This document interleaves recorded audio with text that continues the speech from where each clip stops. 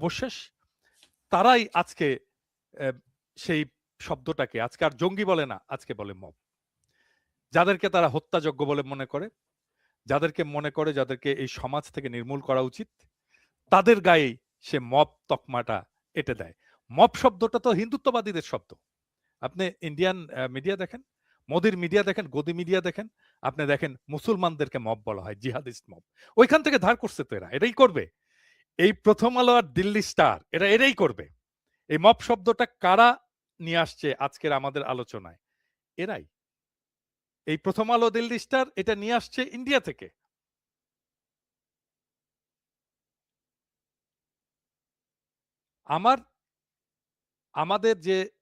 আমার যে ব্যক্তিগত লড়াই প্রথম আলো ডেইলি স্টারের ন্যারেটিভের বিরুদ্ধে, প্রথম আলো ডেইলি স্টারের ফ্যাসিস্ট বয়ানের বিরুদ্ধে, সেটা তো সবসময় অব্যাহত থাকবে। আমি কি বের হয়ে গেছি নাকি? জি দাদা, আপনি বলেন। জি, আমার বলার কথা শেষ। দুঃখিত, একটু যান্ত্রিক গোলযোগের কারণে আমরা সম্ভবত আমরা শুনছিলাম পিনাকি ভট্টাচার্য আপনার কথা। আমি যদি এটার সাথে একটু যুক্ত করি যে আপনি প্রথম আলোর সামনে যে জিয়াফতের ডাক দিয়েছিলেন এবং অনেকেই অভিযোগ করছেন যে এই এই ঘটনার এক ধরনের বৈধতা উৎপাদনে আপনার ভূমিকা থাকতে পারে কিংবা সেই ঘটনার এক্সটেনশন বলে অনেকে দাবি করছেন। প্রথম আলো ডেইলি স্টারের যে ভূমিকা, তাদের যে আমরা গত ১৫ বছরের ফ্যাসিবাদী আমলে আপনি যে তাদের ভূমিকার কথা বলছিলেন, তার বিরুদ্ধে কি আসলে কোনো যে প্রক্রিয়াগত যেই মানে সঠিক প্রক্রিয়ায় কোনো ব্যবস্থা নেওয়া হয়েছে কিনা কিংবা সেটি নেওয়ার সুযোগ ছিল কিনা, এখনই সেটি সম্ভব কিনা আসলে? না দেখেন, আমি তো ডেইলি স্টার নিয়ে কয়েকটা এপিসোড করেছি এবং একটা এপিসোডে আমি খুব স্পেসিফিক্যালি ডেইলি স্টার কি নিউজ ছেপেছে, কোন সময়, এমনকি ডেইলি স্টার তো এই বর্ষা বিপ্লবের সময় আমাদের আন্দোলনকারীদেরকে তো তারা দুষ্কৃতিকারী বলেছে, ডেইলি স্টার মাহফুজ আলম বলেছে। হ্যাঁ, মাহফুজ আলমের রোল নিয়ে তো আমি ৩৮ মিনিটের সম্ভবত একটা এপিসোড করেছি এবং আমি বলছি এটা নিয়ে সম্ভব হলে ১০০ মিনিটের এপিসোড করা যায়, ১০০ ঘন্টার এপিসোড করা যায়। প্রথম আলো ডেইলি স্টারের বিরুদ্ধে জনগণের যে গণরোষ, এটা লেজিটিমেট গণরোষ আছে এবং এই দুইটা পত্রিকার তো আসলে শাস্তি দেওয়া উচিত ছিল, আইন করে এর বিরুদ্ধে কমিশন গঠন করে এই দুইটা পত্রিকাকে শাস্তি আদালতে তোলা উচিত ছিল, মাহফুজ আনাম এবং মতিউর রহমানকে।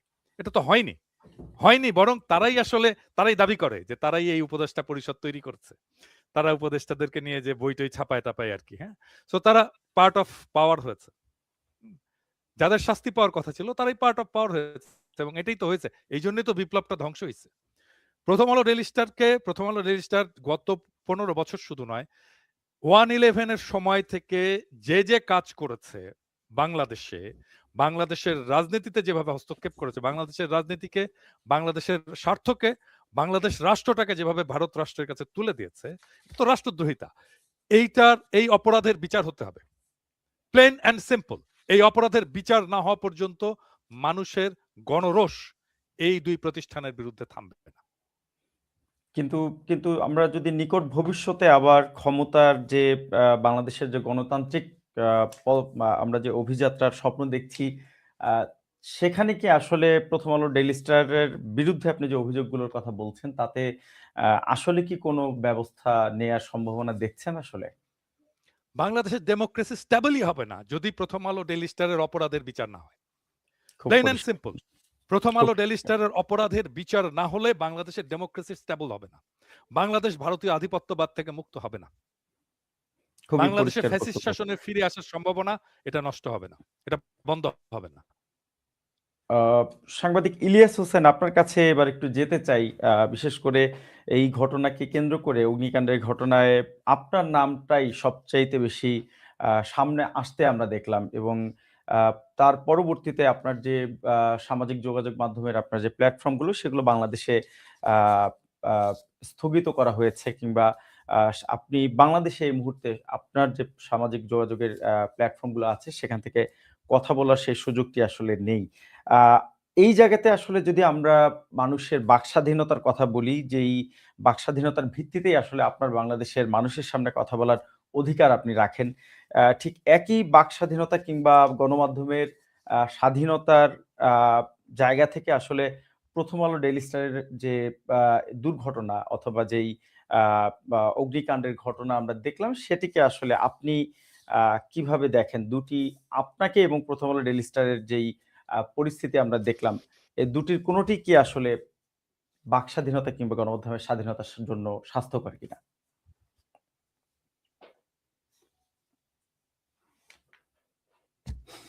আ বাক স্বাধীনতা বাংলাদেশে ২ প্রকার। ১ নাম্বার হচ্ছে আপনি ধর্মীয় স্বাধীনতা চাবেন। ধর্মীয় স্বাধীনতার সময় আপনি আল্লাহ, রাসূল তাদেরকে নিয়ে যা মনে চায় তাই বলতে পারবেন।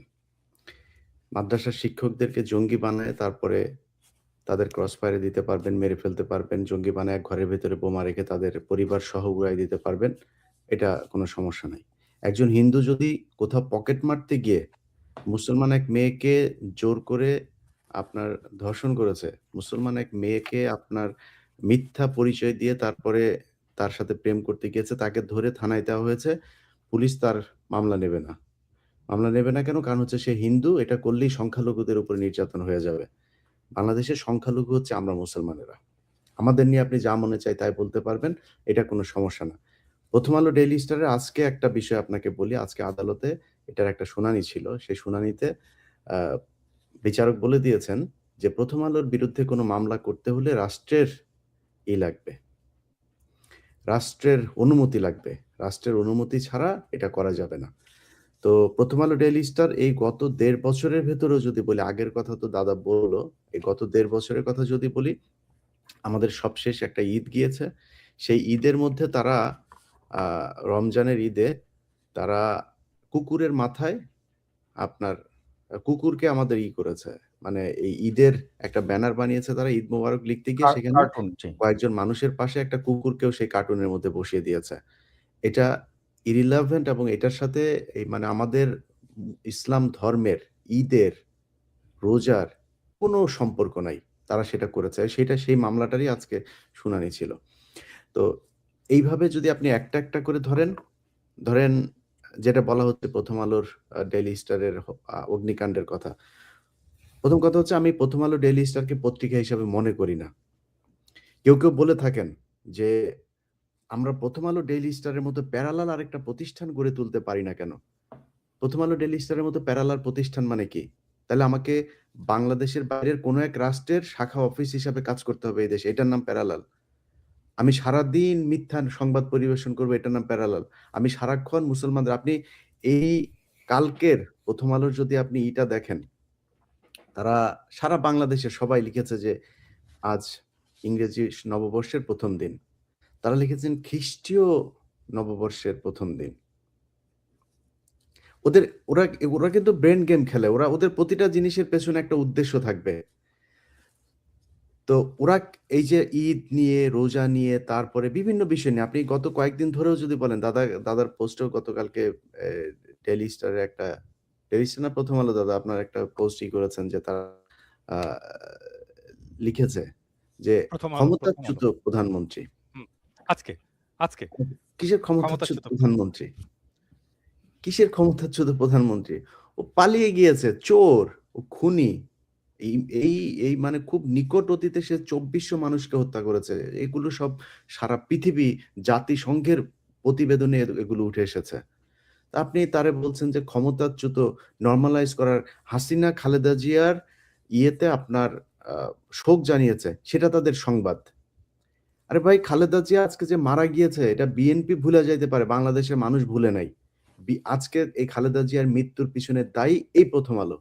সেই পিলখানা হত্যাকাণ্ড থেকে শুরু করে ২১শে আগস্ট, তারপরে হচ্ছে গিয়ে এই যে জিয়া অরফানেজ ট্রাস্ট, এতিমের টাকা এই সেই নানান কথাবার্তা বলে প্রতিটা মামলাতে তাদেরকে শেখ খালেদা জিয়ার নাম আনার চেষ্টা করা হয়েছে। তারেক রহমানের নাম আনার চেষ্টা করেছে এবং সবগুলোতে আপনার এই আপনি আমার YouTube চ্যানেলে ২১শে আগস্ট নিয়ে একটা প্রোগ্রাম করা হয়েছে। আপনি সেখানে দেখবেন 'প্রথম আলো' স্বীকার করেছেন যে জজ মিয়ার নাটক এটা 'প্রথম আলোর' সংবাদের ভিত্তিতেই হয়। আমি সেই জজ মিয়াকে খুঁজে বের করেছি এবং সেই জজ মিয়া বলেছে প্রথম আলো তাকে 2 লাখ টাকা দিয়েছে। এই প্যারালাল তো বাংলাদেশে কোনো সাংবাদিক হইতে পারবে না, কোনো পত্রিকা হইতে পারবে না। সো আপনারা যারা বলেন যে প্রথম আলো ডেইলি স্টারের মতো হতে হবে, প্রথম আলো ডেইলি স্টারের মতো বাংলাদেশে কোনো পত্রিকা হইতে পারবে না। বাংলা এডিশন আজকে ১ সপ্তাহ বাংলাদেশে নাই। এই ১ সপ্তাহের ভেতরে তারা কেরানীগঞ্জে জঙ্গি আস্তানা খুঁজে বের করেছে। পরে জানা গেল কি? সেই আলামিন হচ্ছে গিয়ে আওয়ামী লীগের আমলে এই এটিইউ, তারপরে সিটিটিসি এদের নিয়ন্ত্রিত যেই পুলিশের যেই গ্রুপটা ছিল, ভারতের হয়ে কাজ করত, তারা এই আলামিনকে বিভিন্ন মামলায় ব্যবহার করত। বিভিন্ন ঘটনা ইনসিডেন্টে নিয়ে তাকে বসাতো। সে হলো আ মানে বোমা বানাতে পারে। তাকে দিয়ে একটা মামলা করা হতো এবং সব মামলাতে, অনেকগুলো মামলাতে সে আসামি। সেই আলামিনকে দিয়ে আবার ফের আজকে এই বোমা বানিয়ে তারপরে সেখানে নাটকটা সাজানো হলো। এই গত ১.৫ বছরে বাংলা এডিশন রংপুর, সিরাজগঞ্জ, গাইবান্ধা বিভিন্ন জায়গায় অন্তত ১০ টা জায়গায় প্রথম আলোর এই রংপুর লালমনিরহাট অথবা কুড়িগ্রাম আমার মনে নাই। সেখানে প্রথম আলোর সাংবাদিক গিয়ে হিন্দুদেরকে বলেছে যে, "আপনারা বাড়িঘর করেন, আপনারা টিন সব খোলেন, আগুন লাগান।" সেগুলো প্রথম আলোর সাংবাদিক ছবি তুলেছে আগুন লাগানোর পরে। তুলে তারপরে পরের দিনের পত্রিকায় তারা নিউজ করেছে যে, হিন্দুদের বাড়িঘরে সাম্প্রদায়িক হামলা। অথচ কিন্তু সেই ইলিয়াস হোসেন হিন্দুরাই আপনি আমাদেরকে যে বলেছে যে তারা এই কাজগুলো করেছে। সো এইভাবে তারা যদি সাংবাদিকতা করে, এই সাংবাদিকতা করে তো বাংলাদেশে কেউ প্যারালাল হইতে পারবে না। কারণ কিন্তু তারা তো ইলিয়াস তাদের হোসেন মূল আপনি যে অবস্থান অভিযোগের থেকে। কথাগুলো বলছেন, মানে আমি যদি একটু এখানে যুক্ত করি, আপনি যে অভিযোগের কথা বলছেন, ডক্টর ভট্টাচার্য যেটি বললেন যে, এগুলো তো আসলে রাষ্ট্রদ্রোহিতা কিংবা ক্রিমিনাল অফেন্স। কিন্তু তার বিপরীতে আ মানে যেভাবে প্রথম আলো ডেইলি স্টার আসলে যেই অগ্নিকাণ্ডের ঘটনা আমরা দেখলাম, তার মধ্য দিয়ে কি আসলে প্রথম আলো ডেইলি স্টারের কোনো পরিবর্তন কি আদৌ হবে কিংবা এগুলোর আসলে সুবিচার হবে কিনা? আচ্ছা, সেক্ষেত্রে আসলে জি। আচ্ছা, একটা আপনি কি আমাকে প্রশ্ন করলেন না দাদাকে? আপনার কাছেই আচ্ছা, জানতে আমি চাচ্ছি। একটা আমি জি। একটা কথা বলি। আজকে যেই সরকার, যেই নপুংসক সরকার আজকে আপনার এই প্রথম আলো ডেইলি স্টারের ব্যাপারে, অগ্নিকাণ্ডের ব্যাপারে খুব প্রতিক্রিয়া দেখাচ্ছেন। এই সরকারের জন্ম কিভাবে? এই সরকার কি নির্বাচন করে এসছে? আজকে শফিকুল আলম কথা বলে, শফিকুল আলম এই সরকারের পার্ট হয়েছে কেন জানেন? শফিকুল আলম ১ম ব্যক্তি যিনি কিনা এফপিতে আপনার করেছেন, এই সংবাদ সংবাদ করেছেন পাঠিয়েছেন। শেখ হাসিনা পালিয়ে গিয়েছেন। তা আমার তো তাইলে প্রধান উপদেষ্টা হওয়ার কথা। আমি তো সেই জুলাইয়ের ১৯ তারিখে বলেছি শেখ হাসিনা পালিয়েছে। আমি আমার আমার সেই সোর্স থেকেই আমি জেনেছি যে সে যে পালাবে, তার পালানোর ব্যবস্থা করা হচ্ছে। তাহলে আমার প্রধান উপদেষ্টা বানায় দেন আপনারা। উনি এই এক পালানোর কথা বলে আপনাকে যদি আমি আমার এই জায়গায় আজকে আপনাদের বাংলা এডিশনের দর্শক যারা আছেন, আমি সবাইরে কোয়েশ্চেন করলাম। শফিকুল আলম নামে পৃথিবীতে একজন প্রাণী ছিল, এটা এই ইউনূস ক্ষমতায় আসার আগে কবে আপনারা জানতেন বলেন? আপনারা জানতেন? আমি জানতাম, আমি তাকে চিনতাম। আপনারা জানতেন কিনা? তার অবদান কি? এই গেল ২০১৪ সালের পর থেকে ইলিয়াস হুসাইন কি করেছে, পিনাকি ভট্টাচার্য কি করেছে, যারা আরো অনেকেই আছে। আমার যাদের সাথে সম্পর্ক খারাপ তাদের অনেকেও আপনার এই সরকারের বিরুদ্ধে কথা বলেছে। শফিকুল আলম কি করেছে? তিনি আজকে বিভিন্ন জায়গায় গিয়ে তার টক শো দেখি আমি, সে জায়গায় বলে যে এই ধরনের মববাজি এগুলো তো আমরা তুই এই মবের মাধ্যমে এই সরকার ক্ষমতায় এসছিস তোরা। সো এই মবের সরকার তোরা। আ তোরা যদি এটাকে মব বলিস তাহলে তোরা মবের সরকার। কোন নির্বাচনের মাধ্যমে এই সরকার আসে নাই। তা আপনি আমাকে শিখাচ্ছেন যে এখন এইটা করে তারপরে কি হলো? এই পত্রিকা অফিসে অগ্নিকাণ্ডের ঘটনা ১ দিন আর ২ দিনে হয় নাই। এই যে আজকে আমরা আইসিটি বলছি, গুম কমিশন বলছি, বিভিন্ন কমিশন হয়েছে। বিডিআর এর কমিশন, স্বাধীন তদন্ত কমিশন হয়েছে।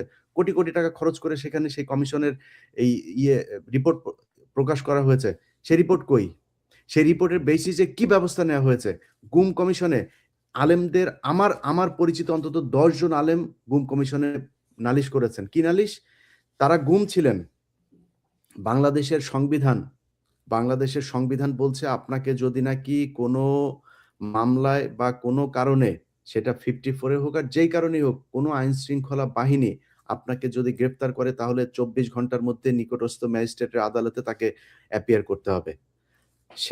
সেই আলেমরা ১.৫ বছর, ২.৫ বছর, ৫ বছর ধরে কেউ জানে না পৃথিবীর কোথায় আছেন তারা।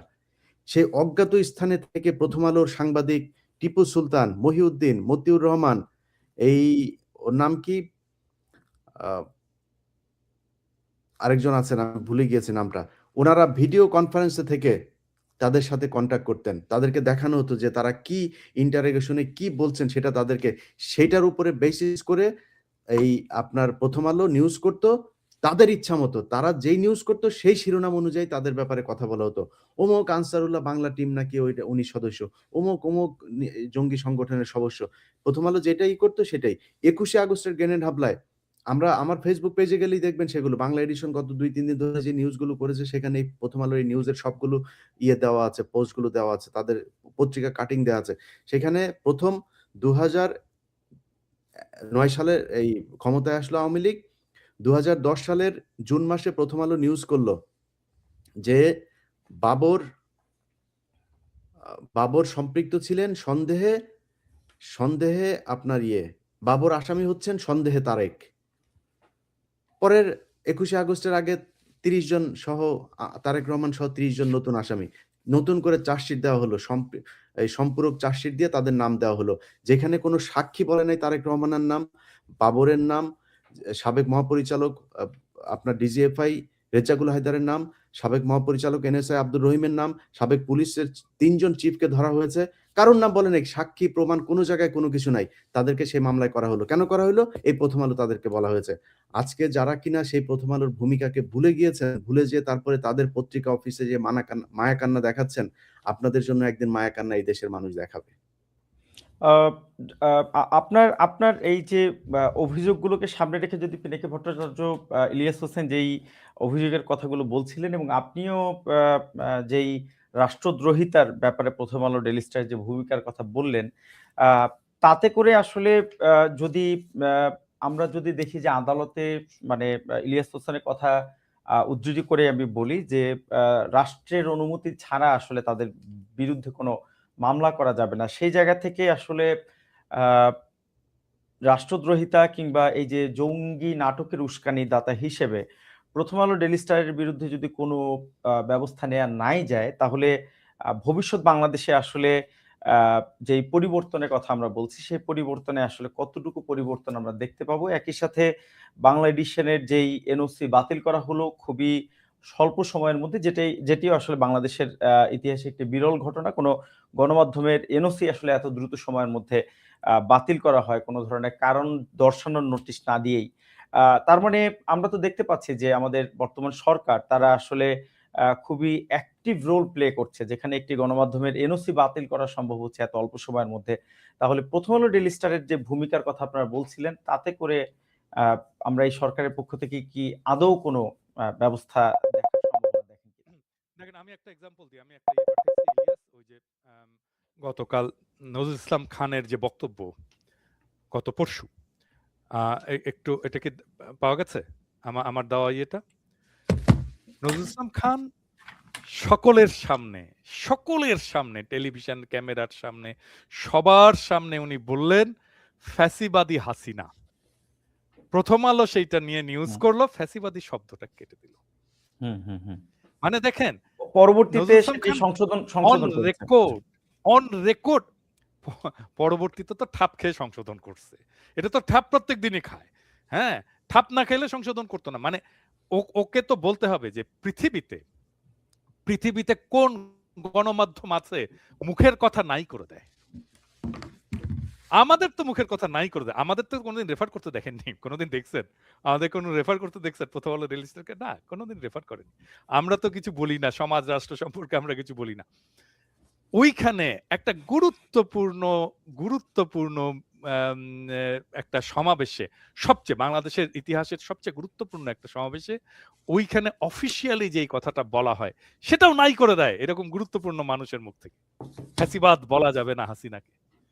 দেখেন, তাহলে এটাই হচ্ছে তাদের সম্পাদকীয় নীতি। কেটে দিচ্ছে ওই কথাটা। এবং এভাবেই তারা সত্য উৎপাদন করে। মানে আমি তো বলি এটা তো মিডিয়া না। এটা হচ্ছে সত্য উৎপাদনের কারখানা। তারা যেটাকে সত্য বলে প্রচার করে, সেটাই সত্য হিসাবে বিরাজ করবে সমাজে। এটাই তারা চায়। তাদের এই মাতব্বরিতা চায়। আমরা এই মাতব্বরিতাকে চ্যালেঞ্জ করি জন্যে আমরা খারাপ। আমরা খারাপ। মানে আ 'প্রথম আলো', ডেইলি স্টারের ইয়ে করবে কিভাবে? মানে প্রফেসর ইউনূসের সরকার। মানে তাদের বিচার করবে কি? মানে সংবিধান সংস্কার কমিটিতে ডাকা হয় মতিউর রহমানকে মতামত নেওয়ার জন্যে। মাহফুজ আনামকে ডাকা হয়। মতামত নেওয়ার জন্য। মাহফুজ আলমকে ডাকলেই শুধু হবে না, তার বউকেও ডাকতে হবে। মাহফুজ আলমকে বউকেও ডাকতে হয় মতামত নেওয়ার জন্য। আচ্ছা বলেন তো, মানে মাঝে মাঝে মনে হয় যে সমস্ত বলি যে ওই মতিউর রহমান, মাহফুজ জানামের বউ ও সংবিধান বুঝে, মানে ভাব দেখায় বুঝে, কিন্তু এরা তো আসলে কিচ্ছু বোঝে না, রাষ্ট্র বোঝে না, সংবিধান বুঝে না। আচ্ছা বলেন, আমাদেরকে ডাকছে একবার হাফ অ্যান আওয়ারের জন্য কথা বলার জন্য, ডাকেনি তো। এটাই তো সেই এলিট স্ট্যাবলিশমেন্ট, এটাই এলিট স্ট্যাবলিশমেন্ট, বেকুব, অপদার্থ, মূর্খ। এরা বাংলাদেশ রাষ্ট্রটাকে ধরে আছে, এটা ধরে আছে। এবং এই বাংলাদেশ রাষ্ট্রটাকে যখন আমরা দখল নিতে যাচ্ছি তখন আমাদেরকে মব বলতেছে, যখনই আমরা দখলটা নিতে যাচ্ছি তখনই আমাদেরকে মব বলতেছে। মানে জনতা মব। মানে মাহফুজানা মতিউর রহমান কখনো মব না, যদিও তারা 111 ঘটাইছে। মানে রাষ্ট্র ক্ষমতাকে থেকে কেড়ে নিছে তারা, বাংলাদেশের রাষ্ট্র ক্ষমতাটাকে কেড়ে নিছে 111 ঘটায়, কিন্তু তারা মব না। আর্মিকে দিয়ে, মানে বাংলাদেশের দুইটা পত্রিকা ইন্ডিয়া এবং আমেরিকার সাথে মিলে 111 ঘটাইছে, এটা প্রতিষ্ঠিত প্রমাণিত সত্য। এইরকম একটা রাষ্ট্রদ্রোহ করছে, তারপর মইনিউকে দিয়ে আর্মিকে ব্যবহার করে রাষ্ট্র ক্ষমতা দখল করছে। রাষ্ট্র ক্ষমতায় দখল করে রাষ্ট্র ক্ষমতায় ছিল 2 বছরের বেশি সময়, তারাই সরকার গঠন করেছিল, তারাই, এই যে সুশীল সমাজ, এরাই সরকার গঠন করেছিল। এবং প্রেস সচিব তখন তো হয়েছিল, ডেইলি স্টারের সহ সম্পাদক ছিল একজন, সে তো তখন ইয়ের প্রেস সচিব হইল, ফখরুদ্দিনের প্রেস সচিব হলো, তাই তো বোধহয় না ইলিয়াস? ডেইলি স্টারের ইয়ে তো, ডেইলি স্টার অ্যাসিস্ট্যান্ট এডিটরই তো প্রেস সচিব হয়েছিল। মানে সব তো ডেইলি স্টার প্রথম আলোর মালগুলো যেহেতু 111 সরকার গঠন করলো, তাই না? এবং লিস্টেড সরকার গঠন, মানে এটা ষড়যন্ত্র কিভাবে হয়েছিল, কিভাবে হয়েছিল। প্রথম তারা শফিক রেহমানের কাছে যায়। শফিক রেহমান এটা আমাকে নিজে বলছেন। শফিক রেহমানের বাসায় যায়, বাসায় যাওয়ার কথা ছিল মতিউর রহমান, মাহফুজ আনাম এবং দেবপ্রিয় ভট্টাচার্য।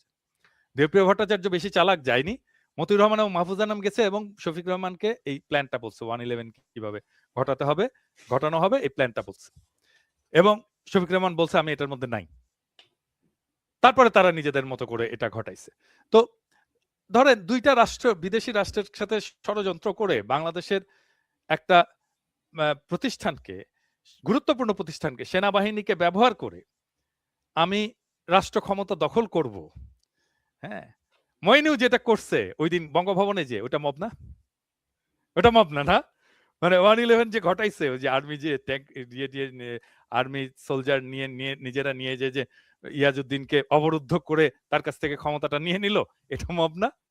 আমরা তো ক্ষমতা নেওয়ার কথা চিন্তাই করি না, আমরা তো প্রতিবাদ জানাই। কিন্তু পিনাকি ভট্টাচার্য, মানে আপনি যদি 2007 থেকে সেই 111 থেকে যদি এখনো পর্যন্ত যদি মানে আমরা ধারাবাহিকভাবে আসি, মানে প্রথম আলো ডেইলি স্টারের যে ভূমিকার কথা আপনি বলছেন, তাহলে সব সময় তো তারা একটা উইন উইন সিচুয়েশনের মধ্যেই আছে।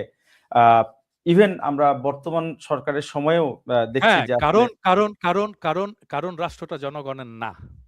রাষ্ট্রটা এখনো জনগণের না, তো এটা এলিটদের রাষ্ট্র। আমি তো সবসময় বলি, আমি হাসিনার আমল থেকে বলি, আমি এটা এলিটদের রাষ্ট্র। হ্যাঁ, এই জনগণের রাষ্ট্র একসময় প্রতিষ্ঠিত হবেই, আজ না হোক কাল হবে, কাল না হোক পরশু হবে, না হোক একদিন না একদিন হবেই। জনগণ তার ক্ষমতা রিক্লেম করবেই। জনগণ তো কোনো মানে নিশ্চুপ নির্বীর্য বিষয় না। জনগণ কি জিনিস এটা 2024-এর জুলাই আগস্টে জনগণ দেখাই দিছে। এই জনগণ একদিন এই রাষ্ট্রের মালিকানা এটা দখল করবে। আমাদের লড়াই হচ্ছে, আমার লড়াই যদি বলেন, আমার লড়াই হচ্ছে জনগণ কিভাবে রাষ্ট্রের মালিকানাটা ফিরে পাবে বা ক্লেম করতে পারবে। কিন্তু তো 36 জুলাইয়ে এই তো এত ক্ষুদ্র ছাত্র জনতার রক্তের মধ্য দিয়েও আসলে মানে জনতার রাষ্ট্র যদি না হয়, মানে সেক্ষেত্রে আসলে আর কত জীবন প্রয়োজন এই দেশকে জনতার রাষ্ট্রে পরিণত করতে হলে? মানে আপনি ইউরোপের ইতিহাস দেখেন না কেন? ইউরোপে কি গণতন্ত্র কি খুব সহজে প্রতিষ্ঠিত হয়েছে? অনেক রক্তপাত এড়িয়ে, অনেক রক্তাক্ত পথ এড়িয়ে এই ইউরোপে ডেমোক্রেসি প্রতিষ্ঠিত হয়েছে, গণতন্ত্র প্রতিষ্ঠিত হয়েছে। হ্যাঁ? এমনকি আমেরিকাতেও দেখেন। এই কি রাস্তাটা কি সহজ? মানে ডেমোক্রেসির রাস্তাটা কি সহজ বা খুব সংক্ষিপ্ত? বা একটা ঘটনা ঘটলেই আমি এখানে পৌঁছে যাব? না। এটা একটা সবসময় একটা রাস্তা। এটা আপনি আগাতে থাকবেন। জাতিকে নিয়ে আগাতে থাকবেন। তারপরে দেখবেন আপনি যেইখানে লক্ষ্য বলে মনে করছিলেন, তারপরে লক্ষ্য আরো অনেক দূরে সরে গেছে। আবার ওইখান থেকে আপনাকে যাত্রা শুরু করতে হবে। কিন্তু তারপরেও দেখেন, আমাদের কি প্রোগ্রেস নাই? প্রোগ্রেস আছে তো। অনেক প্রোগ্রেস আছে। দেখেন ২০০০ ২০০৬ এ প্রথম আলো ডেইলি স্টার 111 ঘটাইতে পারছে। আজ পারবে? 111 ঘটাতে পারবে? সবাই তো আছে। হ্যাঁ, তার প্রভুরা আছে, ইন্ডিয়া আছে, আমেরিকা আছে, আর্মিও আছে, ওয়াকার সাহেব আছে, মিলে যে করুক তো একটা 111 পারবে? পারবে না। হ্যাঁ, তো আসলে তো আমাদের জনগণের এজেন্সি আস্তে আস্তে প্রতিষ্ঠিত হচ্ছে। আমরা তো আস্তে আস্তে ক্ষমতাবান হচ্ছি, আমাদের কণ্ঠস্বর দাঁড়াচ্ছে। আমরা কথা বলতে পারছি, আমাদের কথা শুনছে, মানুষজন শুনছে। হ্যাঁ, আজকে ধরেন মানে একটা নির্বাচন হলো, হুএভার ক্ষমতায় আসলো, হুএভার এক্স ওয়াই জেড যেই ক্ষমতায় আসলো, সে কি হাসিনা হয়ে যেতে পারবে? পারবে না। গুম খুন করতে পারবে? পারবে না। এই জিনিস বাংলাদেশে প্রোগ্রেস আছে, কিন্তু প্রোগ্রেস গুলো যেহেতু ধীরে হয়, প্রোগ্রেস সবসময় ধীরে হয়, যেহেতু ধীরে হয় কারণ আমরা কোনো বিপ্লবাত্মক পরিবর্তন করতে পারিনি, প্রোগ্রেসটা ধীরে, সেজন্য চোখে পড়ে না। বাংলাদেশে তো আর কখনো গুম হবে না, বাংলাদেশে আর কোনোদিন আয়নাঘর হবে না, বাংলাদেশে কোনোদিন আর একটা হাসিনা হবে না, বাংলাদেশে কোনোদিন আওয়ামী লীগ ক্ষমতায় আসবে না। ওই দৌড়াইতে জয় বাংলা স্লোগান দিতে পারবে, কোনোদিন রাজপথে দাঁড়ায় লেজিটিমেটলি জয় বাংলা স্লোগান দিতে পারবে না। সো আমাদের প্রোগ্রেস আছে, কিন্তু সেটা হয়তো আমাদের প্রত্যাশা অনুযায়ী যথেষ্ট না। বাংলাদেশে আর কখনো আসলে সেই ফ্যাসিবাদ ফিরে না আসুক, সেটি সবারই আসলে কামনা। আমি খুব ছোট্ট করে ইলিয়াস হোসেন আপনার কাছে একটি প্রশ্ন একটু জানতে চাইবো। আমরা দেখেছিলাম আপনার একটি অনুসন্ধানী প্রতিবেদনের মাধ্যমে আপনি প্রথম আলোর সম্পাদক মতিউর রহমান সহ ট্রান্সকম গ্রুপের যে পারিবারিক একটি হত্যাকাণ্ডের বিষয়টি সামনে এনেছিলেন। এটিও তো একটি অনেক বড় গুরুতর বিষয় আসলে। সেটির তদন্ত কিংবা আইনানুগ প্রক্রিয়ার আসলে আপডেটটা কি? আপনার কাছ থেকে যদি একটু জেনে আসতে পারি।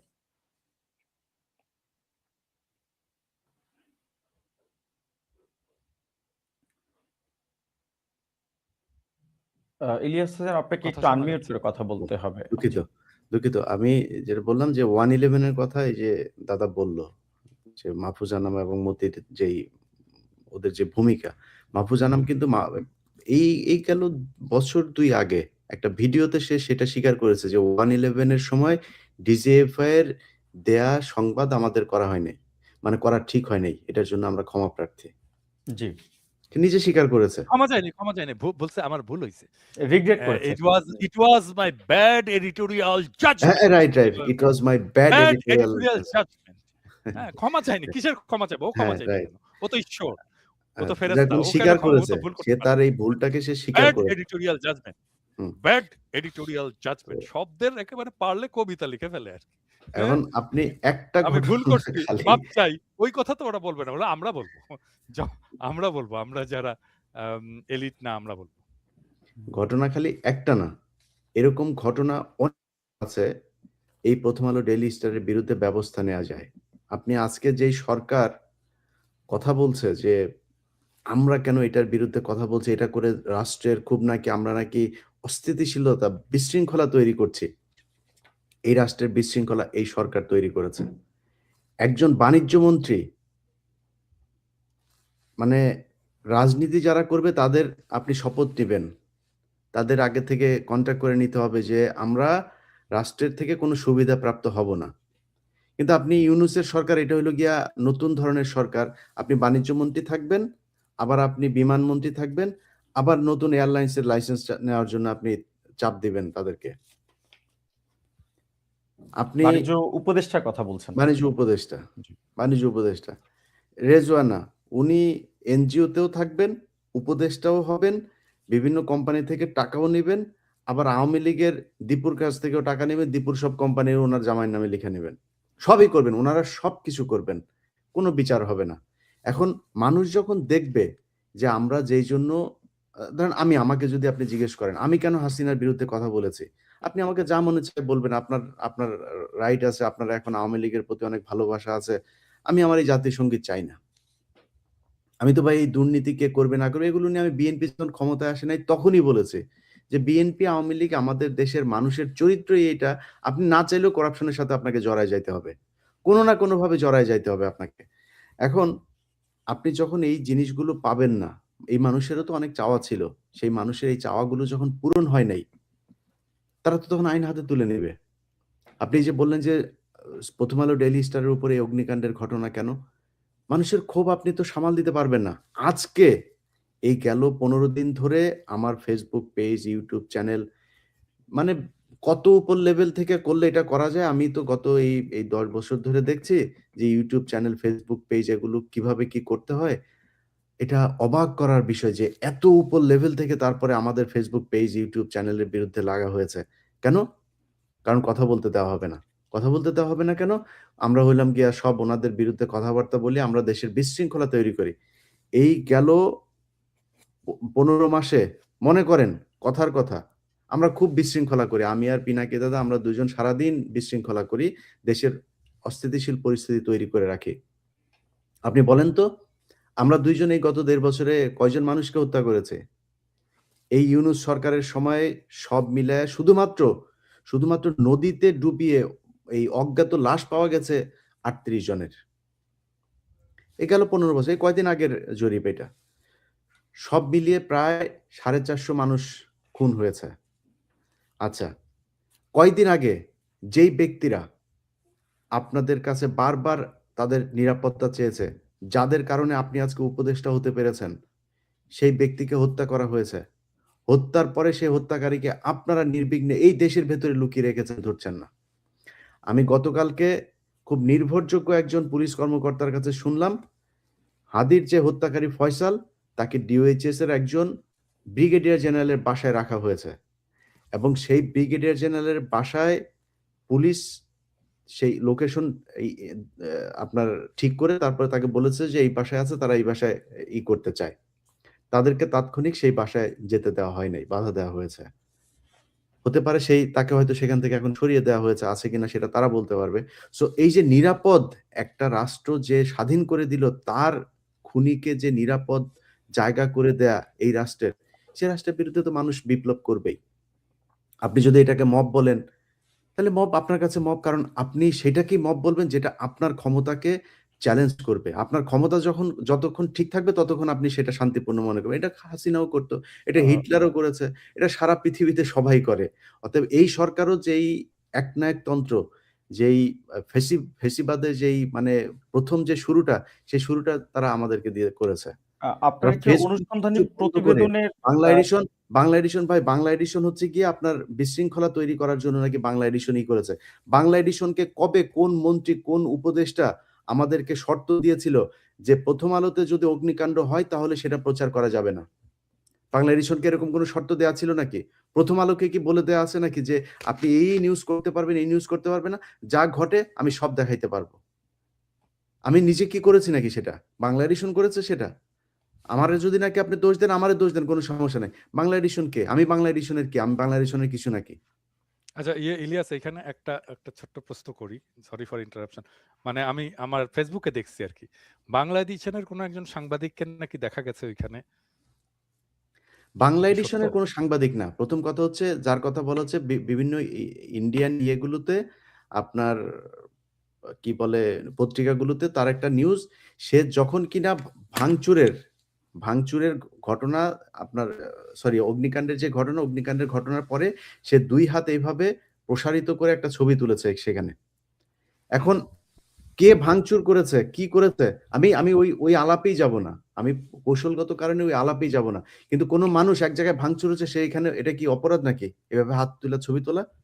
তাকে কেউ ভাঙচুর করতে দেখেছে? সে কাউকে ভাঙচুর করতে বলেছে, এরকম কোন ছবি আছে? এটা হচ্ছে ১ম কথা। আর ২য় কথা হচ্ছে যে এই ছেলে আমাদের বাংলা এডিশনের কোন রিপোর্টারও না, কোন কিছুই না সে। সে আমার সাথে তার একটা খুব ভালো সম্পর্ক। সে দেশের বাইরে থাকে, কিছুদিনের জন্য দেশে এসছে। সে সৌদিতে থাকে। কিছুদিনের জন্য দেশে এসছে এবং তার কাছে আমার Facebook পেজ, YouTube ও চ্যানেলে আচ্ছা। এগুলো, সে আমার অ্যাডমিন। আমার যেহেতু Facebook পেজ কোনো গণমাধ্যমের বাংলা এডিশনের বাংলা এডিশনের সে কোনো না, না, না, না। বাংলা কর্মচারী বা এডিশনের কোনো কর্মকর্তা না? এমপ্লয়ি না সে। না, আচ্ছা, না। আচ্ছা। কিন্তু সেটাই আমি পিনাকি জানতে ভট্টাচার্য সে আমার মানে খুব ঘনিষ্ঠ, আমার Facebook পেজ, YouTube চ্যানেলের অ্যাডমিন সে। আমার খুবই ক্লোজ একটা ছোট ভাই। কিন্তু পিনাকি ভট্টাচার্য মানে আপনার প্রশ্নের সাথে কিন্তু যদি আমি একটু যুক্ত করি, কথা হচ্ছে একটু দাদা যে যদি কেউ যুক্ত যদি করি। নাকি এক জায়গায় অগ্নিকাণ্ডের ঘটনা ঘটেছে, সে এইভাবে একটা ছবি তুলেছে। এই ছবিটাই সবখানে। কিন্তু কেউ এটার সমর্থন করেছে। কোনো গণমাধ্যম কর্মীর সংশ্লিষ্টতা যদিও প্রমাণ পাওয়া যায়, তার ভিত্তি থেকে কি একটি গণমাধ্যমকে আসলে বা বন্ধ করে দেওয়া যায় কিনা? সেটিও তো একটি বড় প্রশ্ন।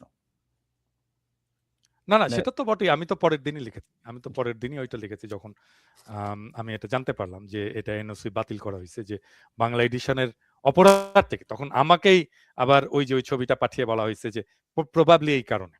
আমি সেজন্য বললাম যেহেতু একটা রেকর্ড থাকবে সেজন্য বললাম এটার একটা জবাব থাকা উচিত ছিল আরকি। পরিষ্কার আমার মনে হয় আমরা একটু পিনাকি ভট্টাচার্য আপনার কাছে আসতে চাই বাংলাদেশের যে সমসাময়িক রাজনীতির যে পালাবদলগুলো চলছে সেই প্রসঙ্গে কথা বলতে। আমরা গতকালকের একটি খুবই আলোচিত এবং আলোড়িত একটি প্রসঙ্গ একটু সামনে আনতে চাই আপনার মাধ্যমে।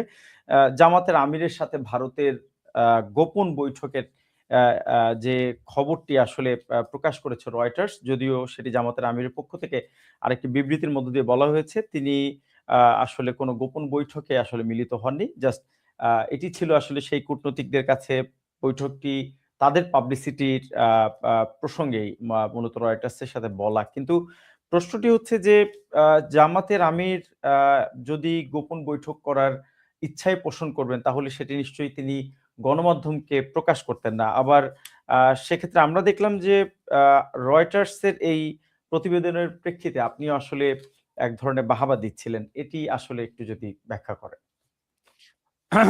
দেখেন বাহবা দেওয়াটা বাহ আরো বেশি কিছু বলা উচিত ছিল। কারণটা হচ্ছে কি যে এইখানে আপনি বাংলাদেশের মিডিয়াগুলোর যে চরিত্র সেটা আপনি দেখতে পারবেন। খুবই স্পষ্টভাবে রয়টারে যেই সংবাদটা এসছে সেখানে এটা বলা হইছে যে শফিক সাহেব এটা কনফার্ম করছেন যে এই বছরের শুরুর দিকে আম ভারতের একজন কূটনীতিকের সাথে তার কথা হয়েছে বা আলাপ হয়েছে। যখন উনার বাইপাস হয়েছিল এরকম একটা সময় আরকি। তারপরে আরো অনেকে এসছিল এবং উনিও এসছিলেন। এবং উনি এই বৈঠকটাকে গোপন রাখতে বলছিলেন এবং আমি বলছি যে, "কেন আমি গোপন রাখবো কেন? সবার সাথেই তো আমার কথা হয়েছে। সবগুলোই আমরা প্রকাশ করেছি। আমি কেন গোপন রাখবো?" তো এ এ নিউজটা তো এইটুকুই। এর বেশি কিছু না কিন্তু। জি, এটুকুই। জি। এবং এইটা হয়ে গেল যে জামাতের আমির গোপন বৈঠক করেছে। হ্যাঁ? মানে অনেকটা গোপন বৈঠক কতখানি করে সেটি মানে ফাঁস করে কতখানি দিয়েছেন। মিথ্যাচার। জি, কতখানি মিথ্যাচার। মানে কূটনীতিক বলছিল যে এই বৈঠকের কথাটা গোপন রেখেন এবং আমি বলতেছি আমাকে ধরেন, ধরেন আজকে আপনার আর আমার সাথে কথা হচ্ছে। আপনি আসছেন আমার এখানে। এসে আপনি বললেন মানে ঘটনাটা এরকম। আপনি আমার বাসায় আসছেন। বাসায় এসে আমার সাথে কথাবার্তা বলছেন। কথাবার্তা করে বললেন যে, "দাদা আপনি আমি যে আসছিলাম এটা কিন্তু বইলেন না কাউকে।" তখন আমি বললাম যে, কেন ভাই বলব না কেন? আরো অনেকেই তো আসে। আরো অনেকে এসছে সবার কথাই বলছে আপনার কথা কেন বলব না? তো স্পষ্ট থাকা, পরিষ্কার থাকা উচিত। আমি একজন পাবলিক ফিগার। আমার কাছে আসছেন আপনি। আমি কেন এটা গোপন রাখবো? এই কথাই তো বলছে। মানে পত্রিকায় রয়টার্স এটাই জি, আসছে তো। জি। মানে এইটাকে বলছে যে গোপন বৈঠক করা হয়েছে। এটা তো এত বড় মিথ্যাচার, এত বড় টুইস্ট এইটা তো মানে কি আর বলব? কি আর বলব? আ হ্যাঁ? পিনাকি ভট্টাচার্য আপনার ব্যাপারে মানে আরেকটি এই মানে ভদ্রলোক একটু কি বলবো? এই ভদ্রলোক একটু সরলভাবে কথাবার্তা বলেন তো। আ সেইজন্যে বোধহয় সবাই পেয়ে গেছে আরকি। সেজন্যে আমি উনাকে বাহবা দিছি। বলছি যে, "ঠিক করছেন এটা আ হইছে। ভালো হইছে।" আ আ আ আপনার ব্যাপারে আসলে অনেক সময় আপনার বিভিন্ন আ আপনার যে আ বয়ান আসলে আপনি যেটি আ আপনার ফলোয়ারদের জন্য যেটি আসলে আপনি দেন, আ সেখানে আমরা অনেক সময় দেখি জামাতের প্রতি আ আপনাকে কিছুটা সফট মনে হয় আসলে। জামাতের সাথে কি আপনার কোনো বোঝাপড়া আছে কিনা? অনেকের এটি একটি বড় প্রশ্ন। পিনাকি আমি ভট্টাচার্য। একটা সম্পূরক প্রশ্ন করি। এটা জি, আচ্ছা। আমারে একজন ২ দিন আগে মানে বলতেছে যে দাদা নাকি হ্যাঁ, বলো, বলো। জামাতের নির্বাচন করবে, বুঝছেন? তো আমি হাসলাম। এটা যে আরো বড় খবর। জি। জি বলেন। নির্বাচন নমিনেশন ফর সাবমিশনের ডেট তো পার হয়ে গেছে। তো এটা যে না, এটা যে গুজব এবং এটা যে মিথ্যা কথা, সেটা তো আমরা সবাই জানি। আচ্ছা, 2 নম্বর বিষয় হচ্ছে যে আম বাংলাদেশে এমন কোন রাজনৈতিক দল নাই যার আমি নির্মম সমালোচনা করিনি, ইনক্লুডিং জামাত। হ্যাঁ? সেই সমালোচনা আমি এখনো করি। আমার জামাত প্রসঙ্গে খুব ক্লিয়ার কিছু ক্রিটিসিজম আছে। আমি সেগুলো এই কিছুদিন আগে, আপনি ধরেন খুব বেশি না, আপনি যদি আমার গত মাস তিনেকের ভিডিও দেখেন, এর মধ্যেই আছে। আমি এক্সাক্ট ভিডিওটার কথা বলতে পারছি না, মাস তিনেকে বেশ কয়েকটা ভিডিওর মধ্যে আছে। জামাতে ইসলামের লোকেরা যখন আমার সাথে কথা বলে, আমি তাদেরকেও বলি, তখনও এগুলো বলি। তখনও এগুলো বলি। যেমন আজকের অনুষ্ঠানের সময় আমি বলতে চাই যে 1971 জামাতের যে ভূমিকা, এইটার একটা স্পষ্ট ব্যাখ্যা লাগবে। স্পষ্ট ন্যারেটিভ লাগবে জামাতের ইসলামের তরফ থেকে। 1947-এ পাকিস্তান আন্দোলনের বিরোধিতা করেছিল জামাত ইসলাম, সেটার একটা স্পষ্ট ব্যাখ্যা লাগবে। এগুলো আমার ভিডিওতে, বেশি দিন আগের কথা না। মানুষ তো আমাকে 2013-র ভিডিও দেখায়, আমি এইটা এখনকার এই সময়ের ভিডিওতে বলেছি। আমার 2013-র একটা ভিডিও কিন্তু আওয়ামী লীগাররা দেখায়। আমি তখন ওইখানে জামাতকে অভিযুক্ত করছি কয়েকটা প্রশ্নে। আমার সেই অভিযোগ স্টিল আমার অভিযোগ ভ্যালিড। আমি এটা জামাতকে বলি যে 1971-এর 25শে মার্চ একটা গণহত্যা হয়েছিল কিনা, টেক্সট বুক রেফারেন্স হয়েছিল। ইয়েস, জামাত এটা অস্বীকার করে না। আমি তখন তাদেরকে দ্বিতীয় প্রশ্নটা করি, আপনারা কখনো মানে ওই 1971-এর 25শে মার্চ থেকে 1971-এর 16 ডিসেম্বরের মধ্যে আপনারা কখনো এই গণহত্যার জন্য নিন্দা জানাইছিলেন? বলে না, আমরা জানাইনি। তাহলে এইখানেই তো আপনার একটা মরাল ফেইলিউর। আপনাকে এটাকে স্বীকার করতে হবে। 2 নাম্বার হচ্ছে যে 1971-এর 25শে মার্চের পর থেকে 1971-এর 16 ডিসেম্বর পর্যন্ত যে প্রভিন্সিয়াল গভর্নমেন্ট ছিল, এই গভর্নমেন্টও তো আপনাদের মন্ত্রী ছিল, আপনাদের দলের মন্ত্রী ছিল, দলের লোক ছিল মন্ত্রী হিসাবে। তো তাহলে 1971-এ পাকিস্তানিরা যা যা করেছে, এটাই তো আপনার দায় চলে আসে এমনিতেই, তাই না? এটা আপনাকে এই দায়টা তো নিতে হবে। এখন এটা আপনি কিভাবে নেবেন? এটা তো আমি তো আর জামাত করি না, আমি তো আর এটা বলে দেবো না, এটা ওনাদেরকেই বলতে হবে। এই সমালোচনাটা ভ্যালিড সমালোচনা, তো এটা এই সমালোচনাটা আমার এখনো আছে, আমি এখনো বলি ওনাদেরকে এটা। এবং এইটাকে স্পষ্ট করা, এইটা ক্লিয়ার করা, যদি নিজেদের দায় থাকে সেটাকে স্বীকার করা, এটা এখনই সময়, এখনই রাইট টাইম। কিন্তু পিনাকি ভট্টাচার্য, আরেকটি ইন্টারেস্টিং ব্যাপার যদি একটু দেখি, যে জামাতের সমালোচনা করার জন্য ঘুরে ফিরে 71-এই কেন বারবার ফিরে যেতে হয় আসলে? মানে জামাতের সমালোচনার জন্য সমকালীন কোনো বিষয় কি আসলে নেই, যেটি নিয়ে আসলে আমরা তাদের রাজনৈতিক আমাদের প্রতিপক্ষদেরকেও 71টা না, ঠিক আছে, আই গেট ইউর পয়েন্ট। দেখেন, আমি যে জামাতের সমালোচনা করলাম এখন 71 নিয়ে, সে সমালোচনা কি বিএনপি করতেছে? না, কিন্তু বিএনপির সমালোচনার ভাষা কিন্তু সেটা না। বিএনপি অন্য কিছু বলে, আওয়ামী লীগ কিন্তু অন্য কিছু বলে সমালোচনা করে। আমি কিন্তু কমপ্লিটলি একটা ডিফারেন্ট অ্যাঙ্গেল থেকে আমি সমালোচনা করছি, ক্রিটিসিজম তো করছি। আর আমার ক্রিটিসিজমের পার্ট কিন্তু শুধু 71 না, আমার ক্রিটিসিজমের পার্ট কিন্তু 47, জি। হ্যাঁ, আমি বলছি, আমি জামাতের নেতাদেরকে বলছি, কর্মীদেরকে বলি আর কি, যে দেখেন, আপনারা 47-এ মানে 47-এর পাকিস্তান আন্দোলনটা কি ছিল? যে ভারতের নির্যাতিত বা পটেনশিয়ালি নির্যাতিত সংখ্যালঘুদের জন্য আমাদের একটা আলাদা রাষ্ট্র দরকার, তাদের নিরাপত্তার জন্য। এটাই তো পাকিস্তান আন্দোলনের মূল কথা। মানে পাকিস্তান তো শুধু মুসলমানদের আবাসভূমি ছিল না, এটা দলিতদেরও আবাসভূমি ছিল। হ্যাঁ, দলিত এবং মুসলমানরা একসাথেই পাকিস্তান আন্দোলন করছিল। যোগেন মন্ডল তো একসাথে মুসলিম লীগের সাথে আন্দোলন করছিল। যোগেন মন্ডল পাকিস্তানের মন্ত্রী হয়েছিল, থাকতে পারেনি, সেটা অন্য বিষয়। তো তাহলে আপনি আজকে আপনি বোঝেন যে আজকে ভারতে মুসলমানরা নির্যাতিত, আপনি 47-এ বুঝলেন না কেন? তাহলে তখন কেন জিন্নার বিরোধিতা করলেন? আমার ইয়েটা কিন্তু জামাতকে ছোট করার জন্য না, জামাতকে লজ্জা দেওয়ার জন্যও কিন্তু না। আমার সমালোচনাটা হচ্ছে, আমি নিশ্চিত হতে চাই আপনি ভবিষ্যতে এই একই রকমের ভুল আর করবেন না। পলিটিক্যাল মিস্টেক তো স্বীকার করতে হয়, আমরা তো কেউই ফেরেশতা না। জামাতের লোকেরা কিন্তু আবার বলে, আমরা তো ভুল করতেই পারি এতে। আমি বলি, হ্যাঁ, সেটাকে আপনি একটা ন্যারেটিভ আকারে তো আপনাকে সমাজের কাছে বলতে হবে।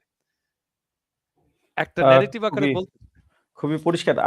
আমাদের কাছে আসলে আরো বেশ কিছু প্রশ্ন আছে। আমরা একটু ইলিয়াস হোসেন, আপনার কাছ থেকে আপনার ব্যক্তিগত বিষয়ে আসলে প্রশ্নটি আ না করলেই নয়। আপনার বিরুদ্ধে আরেকটি অভিযোগ শোনা যায় যে, আপনি মানুষের চরিত্র হননের চেষ্টা করে থাকেন। বিশেষ করে নারীদের বিরুদ্ধে চরিত্র হননের মতো অভিযোগ আপনার ব্যাপারে করা হয়। কারো সাথে কারো একান্ত ব্যক্তিগত আলাপ যদি থাকে কিংবা কোনো সম্পর্ক যদি থাকে আসলে আ সেটি নিয়ে আসলে আ আগ্রহী হওয়াটা কতটুকু যৌক্তিক? সে প্রশ্নটিও রয়েছে আপনার ব্যাপারে।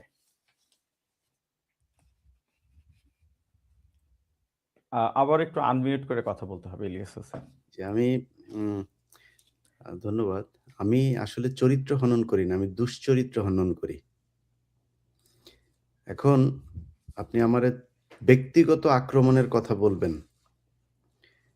যারা এই কথাগুলি সুন্দর করে লেখে তাদের ৩ দিন আগের পোস্টে যাবেন। যায়ে দেখবেন যে অনেক মানুষের ব্যক্তিগত জীবন নিয়ে করেছে। আচ্ছা, দাদা আজ থেকে কয় বছর আগে কোন এক নারীর সাথে তার সম্পর্ক ছিল। সেই সম্পর্কের বিষয় টেনে এনে তারা নানান ধরনের AI দিয়ে ভিডিও-টিডিও বানায়-টানায় নানান কিছু করে না? এগুলো করে। এটা তো ব্যক্তিগত সমস্যা নাকি? আচ্ছা, আমার নিজের ব্যক্তিগত জীবন নিয়ে কোনদিন দেখেন নাই আপনি? এই সোশ্যাল মিডিয়াতে দেখেছেন না? এটা ওরা করে নাই? ওরা শুরু করেছে এটা। এই ব্যক্তিগত চরিত্র হননের মাধ্যমে শুধু সোশ্যাল মিডিয়াতে কথা বলা না, এই দেশে ফাঁসি হয়ে গিয়েছে। জানেন এটা? শহীদ মতিউর রহমান নিজামী, তিনি নাকি কোন নারীকে ধরে হরিণসহ নিয়ে পাঞ্জাবিদের ক্যাম্পে নিয়ে দিয়ে এসেছে। সেটার উপরে বেসিস করে তার ফাঁসি হয়েছে। দেলোয়ার হোসেন সাঈদী, যেই ব্যক্তিকে দেলু রাজাকার নামে আরেকজনের নাম সাজিয়ে তার সাক্ষীকে কোর্টের সামনে থেকে তুলে নিয়ে যাওয়া হয়েছে ভারতে। ওটা ব্যক্তিগত আক্রমণ না? ব্যক্তিগত চরিত্র হনন না? ওইটা চরিত্র হনন। আর আমি যেটা হনন করি সেটা হলো দুশ্চরিত্র হনন। এখন বলবেন যে কেন করি? আপনি কি মনে করেন যে আমার কাছে খালি এই যেগুলো দেখাইছি এগুলোই আছে আর এর বাইরে কোনো কিছু নাই, আর কারোর কোনো কিছু নাই? দেখাই নাই কেন? আপনি এই, এই ভিডিও ফুটেজ আর এইসব এই নগ্ন এগুলো দিয়েই এই দেশের রাজনীতি কন্ট্রোল করে ভারত। বহু নেতা আছে, বহু নেতা তারা চায় না ভারতের পক্ষে কাজ করতে। মোচড় দেওয়ার সুযোগ নাই। আপনি মোচড় দিলেই ভাই এই যে এটা কিন্তু বের করে দেবে। এর আগে বের করাও হয়েছে এরকম অনেকের। আওয়ামী লীগ সরকারের সময় আপনি কি মনে করেন ওই যে ডাক্তার মুরাদ, এটা কি এমনিতেই বের হলো? এই যে ২ দিন আগে আপনার আ মাহফুজুর রহমানের ডিজিএফআই এর ভাতাপ্রাপ্ত যারা আছে তারা মাহমুদুর রহমান ভাইয়ের আপনার পাসপোর্ট করল। মাহমুদুর রহমান কি ফকিন্নি নাকি? মাহমুদুর রহমানের যায়া তারপরে ৳২.৫ লাখ খরচ করে এখন তো টার্কিতে আ আপনার $৪,০০,০০০ সেখানে সিটিজেনশিপ নিতে লাগে। তখন $২.৫ লাখ লাগতো। একসময় $১,০০,০০০ লাগতো। তো মাহমুদুর রহমান তো জমিদার। মাহমুদুর রহমানের ওই ক্ষমতা নাই। মাহমুদুর রহমানের শ্বশুরের কয়েক হাজার কোটি টাকার মালিক। মাহমুদুর রহমান না, সেগুলি না, দিয়ে মাহমুদুর রহমান নিজেও তো সেই কবে থেকে উনি শাহিনপুকুরের সিইও, উনার নিজের একটা সিরামিক কোম্পানি ছিল। নিজের একটা উনি তো সিরামিক ভেসে কোম্পানি। আসে নাই রে ভাই। উনি মানে বাংলাদেশের বড় পদে উনি প্রধানমন্ত্রীর উপদেষ্টা ছিলেন। তো উনি কি মাঠ থেকে উঠে আসছে নাকি যে উনার $২.৫ লাখ জোগাড় করা? $২.৫ লাখ মানে কি? তখনকার দিনে এখন তো ৳১২৫ করে ডলার। তখন ছিল ৳৮০ ৮৫। মাহমুদ ভাই যখন টার্কিতে সিটিজেন হয়েছে তখন ৳৮০ ৮৫ ছিল ডলার। তো কত ছিল মনে করেন ৳১.৫ কোটি ছিল। ৳১.৫ কোটি দিয়ে সে সিটিজেন হয়েছে। এটার নাম চরিত্র হনন। আপনি যখন কোনো মানুষ দেশের না, জন্য কিছু করতে ইলিয়াস, এটা আ মানে ওইখানে যে প্রশ্নটা আনছে, সেই প্রশ্নটা হচ্ছে যে বাংলাদেশ থেকে তো টাকা বের করা যায় না। হুম? হুম, বাংলাদেশ ব্যাংকের পারমিশন লাগে। তো উনি যদি এটা করে থাকেন, তাহলে এই টাকাটা কিভাবে উনি টাকার নিলেন? সোর্সটা আসলে কি? এটা প্রশ্নটা এটা। টাকার সোর্সটা এটা। প্রশ্নটা এটা। মানে বিষয়টা হচ্ছে যে আমি যতটুকু জানি, আমি এটা সিউর না, সার্টেন না। আমি যতটুকু জানি, আম তা মাহমুদ ভাই ইনভেস্টর কোটাতে ওখানে নাগরিক হননি। উনি প্রেসিডেন্টের বিশেষ বিবেচনায়, রাজনৈতিক বিবেচনায় ওখানে নাগরিক হইছেন। হ্যাঁ, এটা আমি দাদা যতটুকু জানি। এটা দাদা মাহমুদ ভাই আমি বলতে পারবেন। আমরাও দাদা অনেকটা উনি সেরকমই উনার শুনেছিলাম উনার আসলে। খুব ঘনিষ্ঠ লোকজন সেখানে যারা আছেন, মাহমুদ ভাইও তো আমাদের দূরের কেউ তো না। আমি জানি উনি কিভাবে হয়েছেন, এটা আমি মোটামুটি নিশ্চিত। কিন্তু আচ্ছা। আমিও এলাপে যাচ্ছি না যে উনি কিভাবে টাকা এনেছেন। আমি বললাম কি, ধরেন আমার বাবার যদি নাকি দেশে যদি ১০ কোটি টাকার সম্পত্তি থাকে, আমি যুক্তরাষ্ট্রে একজনের যদি বলি, আমার অবস্থান থেকে আমি একজনকে এখন যাই যে, "ভাই $৫,০০০ লাগবে, একটু দেওয়া যাবে কিনা?" এখন আরেকজন দেখা গেল যে তার সামাজিক অবস্থানটা, তার অর্থনৈতিক এই নিরাপত্তাটা এতটুকু নাই। সে যদি যায়া বলে যে, "ভাই আমারে $৫০০ দিতে হবে।" তারে ধার দিবে না। আমার চাইতে যার অর্থনৈতিক অবস্থা ভালো, সে যদি বলে ১ মিলিয়ন, ধরেন এখন যদি মেঘনা গ্রুপ এখানে এসে একজনের কাছ থেকে টাকা নিবে, তার জন্য তো $1 বিলিয়ন ও কোনো ব্যাপার না। $1 মিলিয়ন ও কোনো ব্যাপার না। ঠিক আছে? সে জানে যে দেশে আছে। সে কিভাবে এনেছে তারা কি জানতে চেয়েছে নাকি? যে মাহমুদুর রহমান টাকা এনেছে কিনা, কিভাবে? কোন কিছু না। জাস্ট পাসপোর্টটা। আপনি এই যে উনার পাসপোর্টটা যে আপনি দিলেন, এটা কি মানে ইথিক্যাল? এটা আপনি দিতে পারেন? একজন ব্যক্তির পাসপোর্ট আপনি পাবলিক করলেন। আপনার যদি নাকি মনে করেন সেখানে সে টাকা পাচার করেছে, মানি লন্ডারিং করে সে তুরস্কে টাকা নেয়, ওরে গ্রেপ্তার করেন। ওনার বিরুদ্ধে মামলা করেন। না, মাহমুদ ভাই যে টার্কির নাগরিক এটা কে না জানতো? সেটাই তো। ওই ওই অনুসন্ধানী সাংবাদিক ছাড়া আর কে না জানতো? সম্ভবত ও একাই জানতো না এটা। মাহমুদ ভাই যে টার্কির নাগরিক। হ্যাঁ? মাহমুদ ভাই যখন টার্কিতে গেছেন, নাগরিকত্ব পেয়েছেন, আমরা সবাই জানি। সবাই জানি। উনি নিজেই বলছেন। এমন না যে ওনাকে জিজ্ঞেস করে প্রশ্ন করে আমাদেরকে জানতে হয়েছে, তা না। উনি নিজেই বলছেন যে উনি টার্কির নাগরিকত্ব পাইছেন। এবং উনি কেন টার্কিতে গেলেন সেটারও কিন্তু ব্যাখ্যা দিচ্ছেন উনি। উনি তো ফ্রান্সে আসতে পারতেন, উনি হুম। ইউরোপে আসতে পারতেন, উনি ইংল্যান্ডে যাইতে পারতেন, আমেরিকায় যাইতে পারতেন, কোথাও যাননি। আরো উনি সুযোগ কিন্তু সুবিধা বেশি ওইসব দেশে। হ্যাঁ, আরো সুযোগ সুবিধা বেশি। এবং আমি এই প্রসঙ্গে একটা খুব ইন্টারেস্টিং বিষয় বলি। আ উনি বলছিলেন যে, "আমি আমি এমন একটা দেশে যেতে চাই, যেখানে আমি আজানের শব্দ শুনতে পারবো।" এবং ট্রু, মানে আমি তো ইস্তাম্বুলে ছিলাম ওই যখন হাদি মারা যায় এবং সবাই জানেন যে, এবং আমি ওই ইস্তাম্বুলে আমি এতদিন পরে প্রথম এতদিন পরে আমি আজানের শব্দ শুনলাম মসজিদ থেকে। আমার যে কি ভালো লাগলো তখন। মানে এমন না যে আমি রিলিজিয়াসলি আমার খুব ভালো লাগছে, তা না। মানে আমি তো সেই ছোট্টবেলা থেকে আজানের শব্দ শুনে বড় হইছি এতদিন পর্যন্ত। মানে এটা আমার মনের মধ্যে, আমার স্মৃতির মধ্যে এমনভাবে গেঁথে আছে আজানের শব্দটা। যে যখন আসলো, মানে আমার যে এত ভালো লাগলো তখন। এটা মানে আপনার জন্য মানে কল্পনা করা এটা যায় না। এটা একটা নস্টালজিয়াও। এটা একটা নস্টালজিয়া। এটা একটা হুম। কল্পনা করা যায় না যে আমার এত ভালো লাগছে। এবং আমি ইস্তাম্বুলে আবার যাব। আমি শুধু আজানের শব্দ শোনার জন্য যাব। মানে আমি যদি দেশে যেতে না পারি, অফ কোর্স। তাহলে আমি শুধু আজানের শব্দ জি। শোনার জন্য আমি দেশে ইভেন যাব। ইভেন মাহমুদুর রহমান আ তুরস্কে যাওয়ার আগেও তিনি দীর্ঘদিন মালয়েশিয়াতেও ছিলেন, যেখানে তিনি তার পিএইচডি সম্পন্ন করেছিলেন। আ সেটিও একটি মুসলিম দেশ। উনি খুব সম্ভবত মুসলিম দেশের বাইরে অন্য কোনো দেশ কখনো বেছে নেননি। আ যাই হোক, আমরা বাংলাদেশের রাজনীতি প্রসঙ্গে আবার একটু আসি। পিনাকি ভট্টাচার্য, এনসিপি শেষ পর্যন্ত যে জামাতের সাথেই জোট করল, নির্বাচনী যে সমঝোতা যেটি আসলে হলো, সেটির সফলতা কতখানি দেখছেন? পিনাকি আমি ভট্টাচার্য। আমি আমি ১ম এ এই শব্দটার ব্যাপারে একটা আপত্তি জানায় রাখি। এনসিপি জামাতের সাথে জোট করেননি। একটা বৃহত্তর জাতীয়তাবাদী ফ্রন্ট গঠিত হইছে। সেই ফ্রন্টে জামাত পার্ট, এনসিপিও পার্ট, অন্যান্য ইসলামী দলও পার্ট, এবি পার্টিও পার্ট। হ্যাঁ? এবং এই বৃহত্তর জাতীয়তাবাদী ফ্রন্টের পার্ট শুধু রাজনৈতিক দলগুলো নয়, হুম, অনেক হুম। সিভিল সোসাইটির লোকেরাও। মানে সেই অর্থে আপনি বলতে পারেন, আমি নিজেকে এই বৃহত্তর জাতীয়তাবাদী ফ্রন্টের সাথে নিজেকে অ্যালাইনড মনে করি। তারা মনে করে কিনা আমি জানি না। কিন্তু আমি নিজেকে অ্যালাইনড মনে করি এই বৃহত্তর জাতীয়তাবাদী ফ্রন্টের সাথে। এবং আমি তাদের সাফল্য কামনা করি। আম ১ম প্রশ্ন হচ্ছে যে এই এই বৃহত্তর জাতীয়তাবাদী ফ্রন্টটা আ র ফলাফল কেমন করবে? ভোটে ফলাফল কেমন করবে? আমি এটা আমার একান্ত ব্যক্তিগত মত। আমার ইনটিউশন বলা যেতে পারে। আমার একান্ত ব্যক্তিগত মত যে এই বৃহত্তর জাতীয়তাবাদী ফ্রন্টই প্রধান ধারা হয়ে উঠবে। বাংলাদেশের আকাঙ্ক্ষাকে তারা ধারণ করবে। আম এবং তার সাথে যারা সিভিল সোসাইটির পার্ট আছে, আমি তো যাদেরকে চিনি, যারা নিজেদেরকে অ্যালাইন করে তার সাথে, হ্যাঁ? তারা মিললে, তারা একসাথে, এখনো এটাকে ক্রিস্টালাইজড হয়নি, কিন্তু তারা যদি একসাথে মিলে এই ফ্রন্টটার পাশে দাঁড়ায়, তাহলে এটা একটা অপ্রতিরোধ্য শক্তি হয়ে উঠবে আরকি। হুম? আম এবং আমি আপনাদেরকে বলতে পারি যে এই ফ্রন্টকে সাহায্য করার জন্যে ইন্টেলেকচুয়ালি অনেক লোক কাজ করছে। অনেক লোক নানাভাবে কাজ করছে। হ্যাঁ? এবং খুব ইম্পোর্টেন্ট গুরুত্বপূর্ণ কাজ করছে। খুবই গুরুত্বপূর্ণ কাজ করছে। এবং সেগুলো আস্তে, আস্তে দৃশ্যমান হবে। আস্তে, আস্তে এগুলো দৃশ্যমান হবে এবং আমি এই কিন্তু ফ্রন্টের কিন্তু কিন্তু সাফল্য এখানে কামনা যদি একটু যদি যুক্ত করি পিনাকি ভট্টাচার্য, আপনিও দেখেছেন যে অনেকেই আসলে এভাবেও ব্যাখ্যা করছেন যে এনসিপির কয়েকজন নারী নেত্রী ইতিমধ্যে তারা দল থেকে বেরিয়ে গেছেন। এনসিপির যে নিজস্ব রাজনৈতিক সক্রিয়তা ছিল সেটিও আসলে এই ফ্রন্টে আপনি যেভাবে বলছিলেন ফ্রন্টের সাথে যুক্ত হওয়ার মধ্য দিয়ে আসলে সেটিও হারালো কিনা এবং এনসিপি ভেঙে নতুন করে আবার আরেকটি দল বেরিয়ে আসতে পারে এনসিপির মধ্য থেকে, সেটির সম্ভাবনা